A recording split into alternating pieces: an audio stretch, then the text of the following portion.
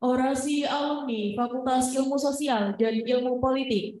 Dalam hal ini diwakili oleh Bapak Sultan Ahmad Afandi Esos, alumni program studi Sosiologi, Fakultas Ilmu Sosial dan Ilmu Politik Universitas Jember, dan saat ini menjadi Account Manager PT Transweb Moda Indonesia.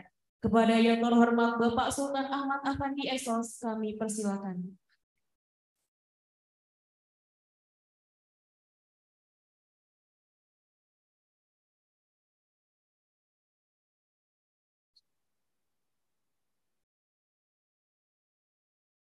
Baik, saya mulai.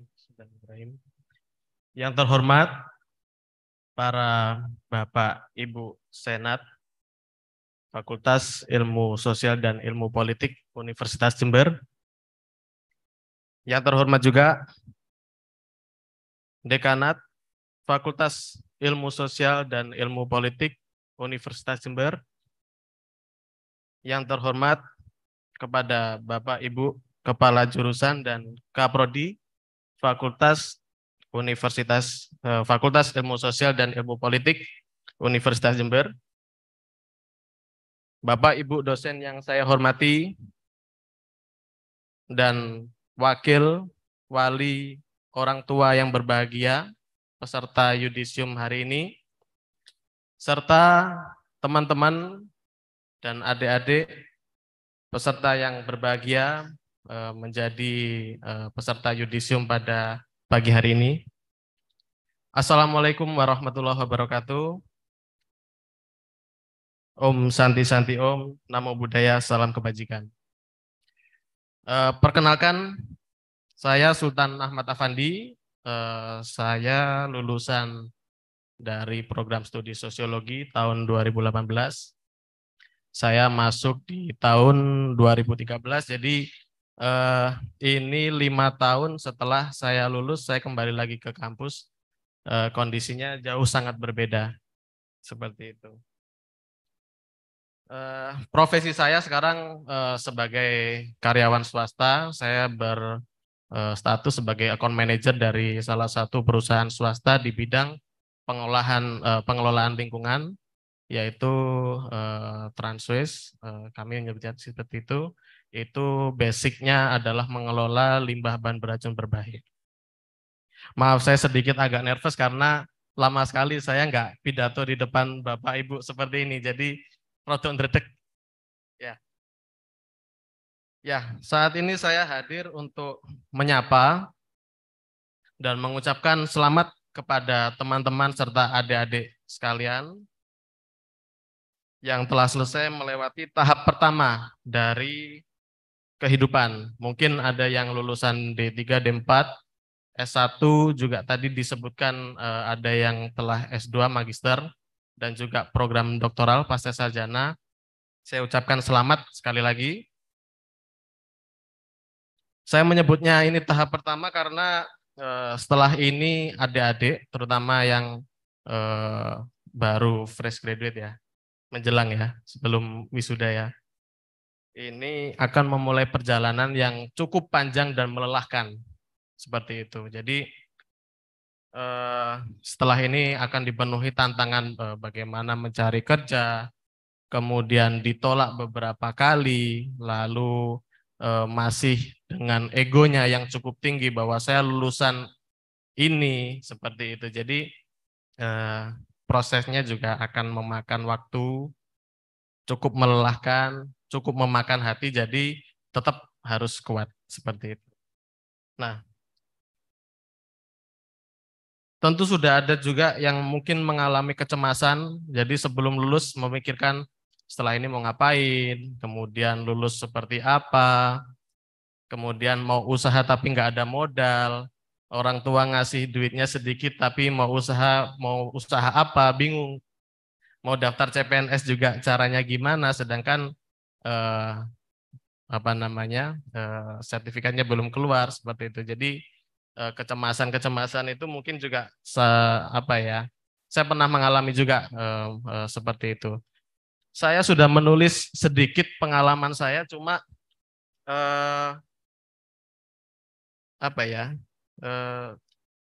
saya nggak akan baca inilah, saya akan ngobrol aja bagaimana tips-tips bagaimana cara untuk bertahan setelah kelulusan, terutama yang adik-adik ya. Jadi saya lulus 2018, saya 3 bulan setelah lulus itu berdoa Bapak Ibu. Jadi saya setelah lulus saya berdoa, saya belum ingin untuk mencari pekerjaan. Kala itu ya. Jadi 3 bulan setelah saya lulus 2018 ternyata kejadian Palu, Sulawesi Tengah itu jatuh.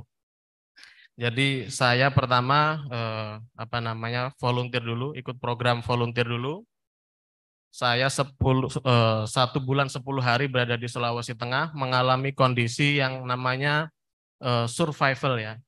Jadi saya tahu bagaimana sebuah kiamat kecil itu terjadi. Mungkin kalau di wilayah Jember ada ya banyak ya bencana, tapi skalanya saya rasa kecil-kecil meskipun itu juga membuat kesedihan. Tapi ini yang di Palu ini situasinya adalah satu kota hancur, pemerintahan tutup, kebutuhan dasar manusia tidak ada, listrik, air, logistik tidak ada, penjarahan ada di mana-mana, dan itu benar-benar kalau media asing menyorotinya adalah fase zombie kala itu. Nah, saya saat itu bertugas untuk mengcover distribusi logistik dari BNPB untuk 3 daerah kabupaten, yaitu Palu, Sigi, dan Donggala. Mungkin adik-adik tidak terlalu notice tentang kejadian bencana itu ya, karena mungkin kelahirannya sekitar 2005 mungkin ya ini ya Pak ya, 2000-an ya, adik-adik kelahiran 2000-an, jadi masih belum tahu lah kejadian peristiwa tersebut. Itu peristiwanya benar-benar di luar nalar manusia. Jadi kejadian bencana itu tidak pernah terprediksi sedikit pun, hanya ada tanda-tanda saja, dan akhirnya sekarang pun ada kawasan namanya Balaroa itu menjadi tumpukan puing-puing material, itu jadi saksi sekitar 700 orang di sana masih tertimbun dan sampai sekarang tidak bisa dievakuasi. Seperti itu.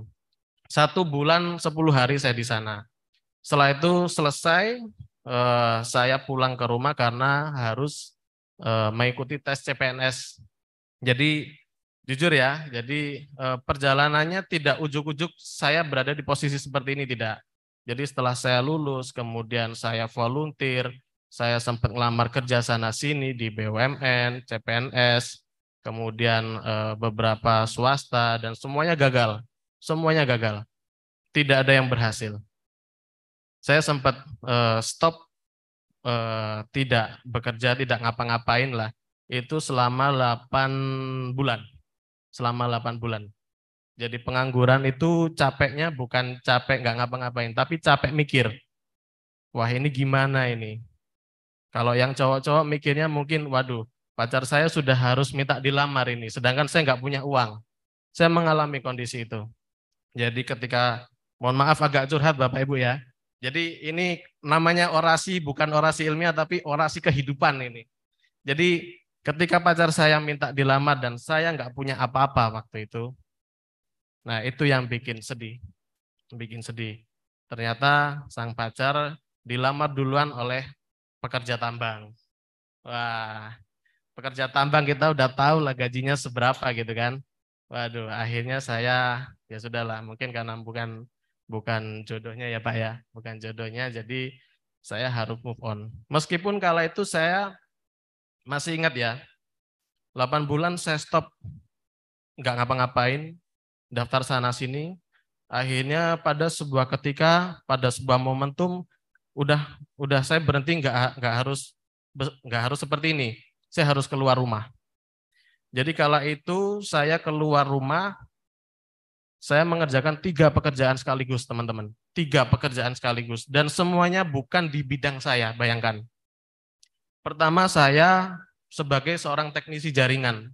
Bayangkan, lulusan sosiologi, ngerjain teknisi jaringan, proyeknya Polda Jatim lagi, Bapak Ibu. Coba, gimana jauhnya? Sedangkan saya tahu mungkin ada yang lulusan sosiologi mungkin di sini, atau KS, atau administrasi. Jenengan tahu nggak jaringan LAN itu seperti apa? Enggak kan? Sama saya juga. Bagaimana berubahnya dunia saya kala itu. Yang biasanya saya dihadapkan dengan teori, buku, dan lain sebagainya, saya harus dihadapkan dengan kabel ini, IP-nya apa ya? Jaringannya piye yo? Sedangkan saya nggak tahu menau ini dunia apa gitu. Hanya saya dibekali manual book dan handphone. Bayangkan. Nggak habis pikir saya, gimana caranya? Saya jadinya ngide aja. Oh, manual book ada, HP ada. Tinggal saya telepon aja teman-teman teknisi yang beneran teknisi. Caranya nancepin kabel ini gimana? Bayangkan. Sebodoh itulah dunia yang pernah saya alami. Itu masih satu. Yang kedua, saya pernah freelance marketing untuk beberapa produk mesin, properti, dan obat medis ya. Bayangkan. Freelance marketing itu bayarannya adalah fee out saja. Jadi keuntungan berapa persen saya cuma dapat mungkin sekitar 5% saja. Kalau keuntungannya 1 juta misal, 1 juta 5% dari 1 juta berapa? Nah itu pernah saya alami. Berangkat Senin pulang Kamis dengan ransel di punggung saya, dengan motor tua, saya hanya cuma bawa handphone sekedarnya. Handphone saya kala itu masih bukan seperti ini, bukan Android, tapi handphone jadul yang hanya bisa SMS dan telepon saja, WA nggak ada. WA nggak ada. Kalau saya mau Facebookan atau main medsos gitu, saya harus bawa laptop ke, sorry ya, sebut merek ya, Telkom Point. Seperti itu. Kala itu. Semenyedihkannya kala itu. Itu masih belum apa-apa. Yang terakhir saya masih ingat guru kami sekaligus Bapak juga di Prodi Sosiologi, almarhum Dr. Maulana Surya Kusuma. Beliau memberikan tugas ke saya untuk membantu teman-teman KKN tematik kebencanaan di Baluran. Bayangkan, Senin sampai Kamis saya nggak pulang ke rumah, saya hanya bawa ransel, kompor lapangan, saya keliling dari ngerjain proyek kabel-kabel, jualan produk, freelance marketing, sampai saya masuk hutan. Dan saya kala itu masih ingat, pekerjaannya adalah 1 bulan, 45 hari, 45 hari saya dikasih uang cuma 500.000. 500.000, bayangkan. 45 hari cuma dikasih 500.000. Bagaimana makannya, Mas? Bagaimana soal bensinnya? Bagaimana pulsanya? Ya, gimana caranya bertahan? Yang penting nggak nyuri aja kala itu. Bayangkan, sejauh itu. Jadi rekan-rekan persiapkan mental, persiapkan hati, persiapkan kekuatan kalian untuk apa ya? Ya mudah-mudahan tidak mengalami nasib sial lah seperti saya. Cuma yang saya dapatkan kala itu bukan nominal dari Dr. Maulana, tapi kesempatan saya untuk belajar lebih lama. Kenapa saya menyanggupi pekerjaan seperti itu? Karena saya melihat beliau ini adalah salah satu pemikir ya, salah satu pemikir konseptor yang menurut saya gila sekali. Yang belum saya pikirkan, belum saya bayangkan, ya maklumlah lulusan S1 ya. Jadi pemikirannya sejauh apa sih? Mungkin nggak terlalu ngide juga. Tapi beliau ini sudah beyond imagination ya kalau sponsor gitu ya. Seperti itu. Jadi saya ambil. Nah, ketika proses seperti itu sudah cinta dihancurkan, nyari uang susah, mau minta orang tua juga malu, nggak punya aset, nggak punya modal, nggak punya relasi, terus mau apa? Bayangkan mau apa terus? Jangan lupa kita masih punya Tuhan.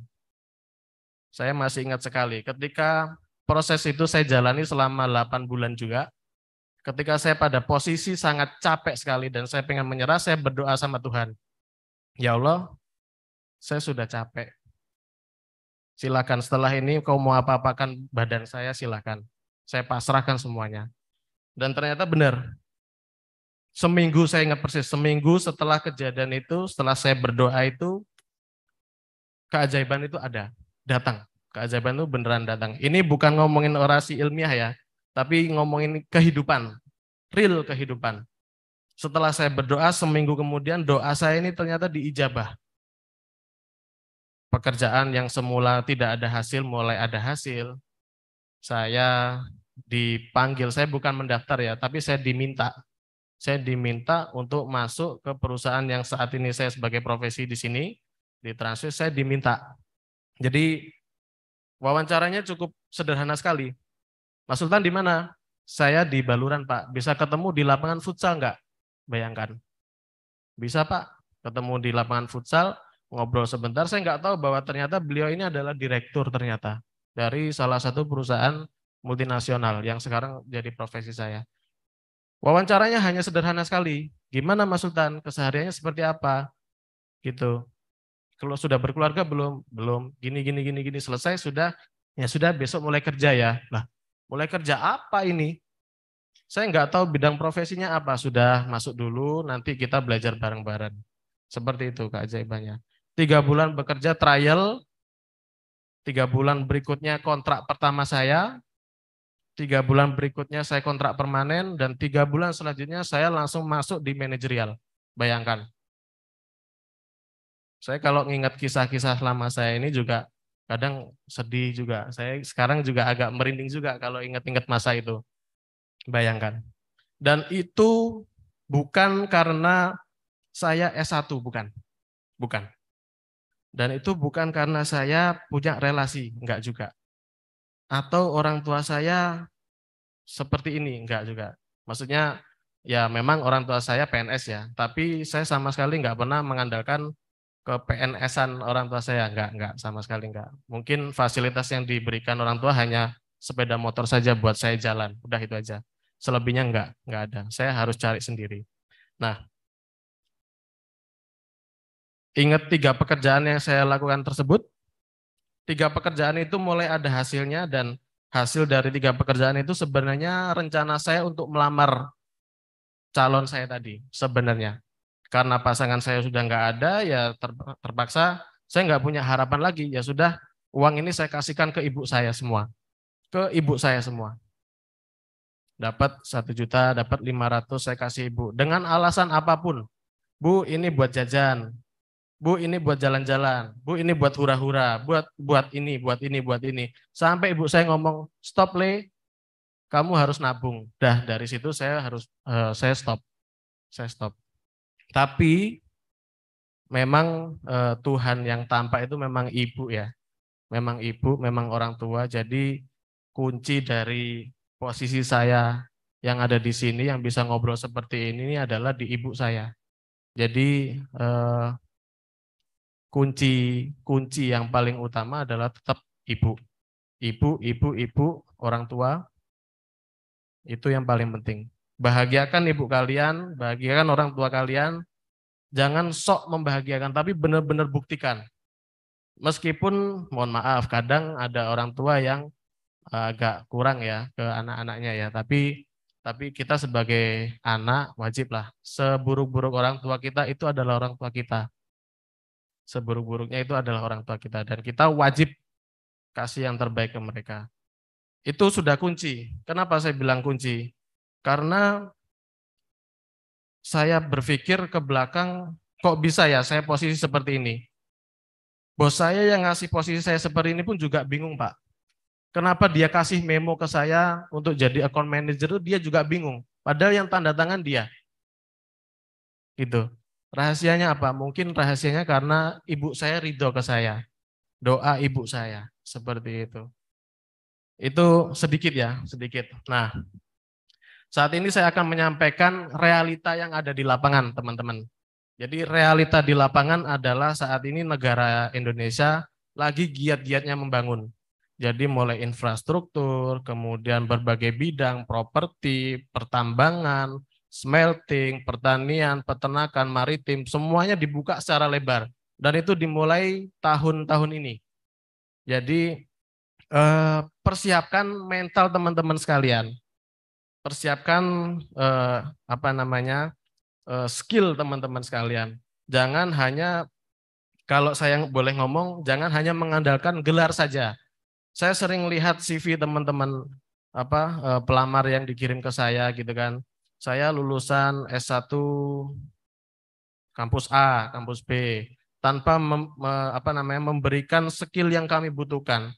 Sedangkan skill yang kami butuhkan ini seperti negosiasi, kamu punya skill apa lagi yang ada sertifikatnya, seperti itu sangat penting, yang sangat diperlukan di dunia kerja. Ada skill negosiasi, kamu punya pengalaman kerja apa, kamu punya pengalaman organisasi apa, seperti itu. Kamu pernah ngapain? Bukan saya hobi jalan-jalan, traveling, saya menyukai tantangan. Oh, itu semuanya mayoritas seperti itu. Dan saya nggak bakal baca. Tapi spesifik khusus skill yang kamu punya apa? Itu yang harus ditonjolkan. Nah, sekarang ini Indonesia lagi giat-giatnya membangun, ambil kesempatan itu, selalu berdoa, selalu berikhtiar terus, jangan menyerah.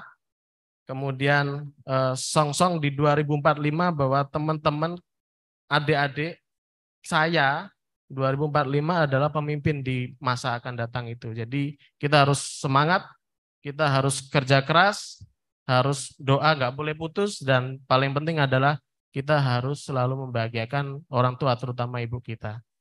Mungkin sedikit saja yang bisa saya sampaikan, Bapak Ibu yang terhormat, adik-adik yudisium yang sedang berbahagia. Selamat menempuh hidup baru, jangan menyerah. Kalau motonya pasukan kata itu adalah tanhana wignya tansirna, yaitu artinya tidak ada halangan yang tidak bisa dilalui. Basa Jawane iso gak iso kudu iso. Terapkan itu pada diri kalian. Insya Allah Tuhan memberkati, Tuhan kasih jalan, insya Allah akan diberikan yang terbaik. Sekian dari saya, semoga dapat memberikan inspirasi sedikit ke adik-adik sekalian. Saya akhiri, wabillahi taufik wal hidayah. Assalamualaikum warahmatullahi wabarakatuh. Terima kasih Pak.